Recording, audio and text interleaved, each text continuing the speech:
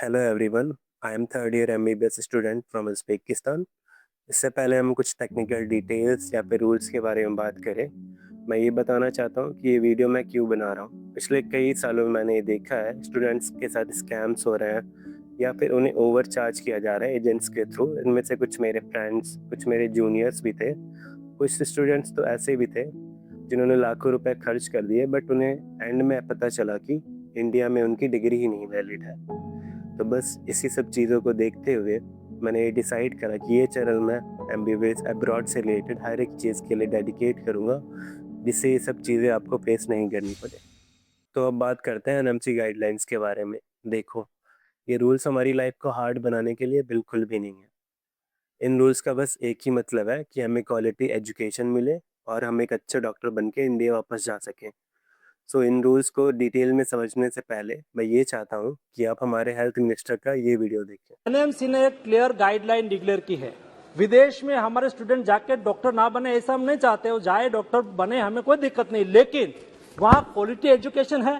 कई कंट्री ने क्या करके रखा है, यहाँ से स्टूडेंट को वहाँ ले जाते हैं, नर्स के रूप में उसको काम करवाते हैं और सर्टिफिकेट दे देते हैं कि हम आपको डॉक्टर बना दिया, लेकिन वहाँ उसको प्रैक्टिस की परमिशन नहीं देते हैं।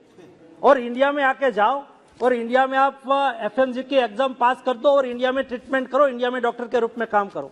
इसलिए भारत सरकार ने निर्णय किया है कि विदेश में पढ़ने जाने वाले सभी स्टूडेंट को 3 बातों को एश्योर करना है, और सभी आपके द्वारा भी, आपके पास भी कई स्टूडेंट आते रहते हैं। एक, यहाँ नीट क्वालिफाइड होना चाहिए, वो ही विदेश में पढ़ने के लिए जा सकते हैं। दूसरा, इंडिया में 5.5 साल का कोर्स है, इंडिया इक्विवेलेंट कोर्स, दुनिया में जिस कंट्री में हो वहां ही जा सकता है। तीसरा, जिस कंट्री में जाए उसको रजिस्ट्रेशन वहां प्रैक्टिस करने का भी मिलना चाहिए।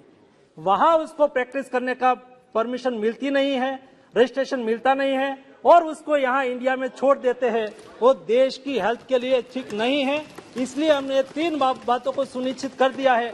इसलिए आपके अड़ोस पड़ोस में या तो as a member of parliament आप जनप्रतिनिधि है, हमारे पास वाली आते हैं कि हमें स्टूडेंट को विदेश पढ़ने के लिए भेजना है, तो क्या करना, ये 3 बाबत हम सब लोगों के संज्ञान में रहनी चाहिए। ये 3 क्राइटेरिया फुलफिल करते हैं तो विदेश में जाके पढ़े। और तो इससे आपको लॉजिक और इंटेंट समझ आया होगा कि ये रूल्स इतने स्ट्रिक्ट क्यों हैं। तो अब बात करते हैं एनएमसी के रूल्स के बारे में। पहला रूल है 54+12 रूल। इसमें आपके एमबीबीएस कोर्स का ड्यूरेशन मिनिमम 54 मंथ्स होना चाहिए। इसमें clinical postings, clinical trainings include होती हैं, जो कि हमारे करिकुलम का पार्ट होता है। बट कुछ कंट्रीज़ ऐसा बोलती हैं कि ये इंटर्नशिप होती है, जैसे कि रशिया। बट याद रखना, ये कोई भी इंटर्नशिप नहीं होती है। इस चीज़ को क्लियर करने के लिए मैं यहाँ पे एक एनएमसी के एफएक्यू का स्क्रीनशॉट ऐड कर दूंगा, वो देख लेना पॉज करके। एमबीबीएस कंप्लीट करने के बाद 12 महीने की इंटर्नशिप आपको अलग से करनी पड़ेगी, वो भी उसी यूनिवर्सिटी के एफिलिएटेड हॉस्पिटल से ही। उसके बाद आप इंडिया में एफएमजी एग्ज़ाम देने के लिए एलिजिबल हो जाएंगे। जैसे ही आप एफएमजी एग्ज़ाम पास कर लेंगे, आपको 1 साल की इंटर्नशिप इंडिया में करनी पड़ेगी। उसके बाद आपको प्रैक्टिस लाइसेंस मिल जाएगा। Second rule, the language rule. इसमें आपका पूरा कोर्स ड्यूरेशन इंग्लिश मीडियम में होना चाहिए। अगर कोई भी कॉलेज बाइलिंगुअल या फिर लोकल लैंग्वेज में पढ़ाता है, तो वो डिग्री आपकी इंडिया में इनवैलिड होगी। Third rule, the registration rule. आप उस कंट्री में लाइसेंस टू प्रैक्टिस के लिए एलिजिबल होने चाहिए जहाँ से भी आप पढ़ाई कर रहे हो। सिंपल सा लॉजिक है, अगर वो देश आपको एज अ डॉक्टर काम करने की परमिशन नहीं देता है, तो इंडिया भी नहीं देगा। एक और इम्पॉर्टेंट बात, इस रूल को लेकर काफ़ी कंफ्यूजन रहता है। कुछ लोग कहते हैं सिर्फ एलिजिबल होना ज़रूरी है, लाइसेंस की ज़रूरत नहीं है। कुछ लोग कहते हैं लाइसेंस कंपलसरी है। मेरी ओपिनियन में रिस्क क्यों लेना, सेफर साइड रहने के लिए हमें वहाँ का लाइसेंस ले लेना चाहिए, ताकि हम पे एनएमसी बाद में कोई भी ऑब्जेक्शन ना कर सके।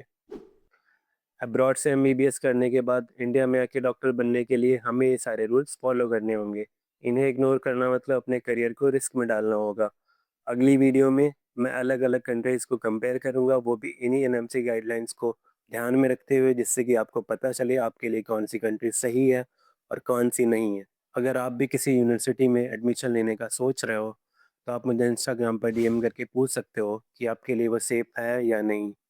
अगर आपको किसी पॉइंट पर थोड़ा सा भी कंफ्यूजन है, तो आप नीचे कमेंट करके पूछ सकते हो। मैं इस टॉपिक पर पूरा एक डिटेल्ड वीडियो बना दूंगा। और मैंने एनएमसी गैजेट और एफएक्यू अपने टेलीग्राम चैनल पर डाल दिया है। Link in description. मिलते हैं अगली वीडियो में, बाय।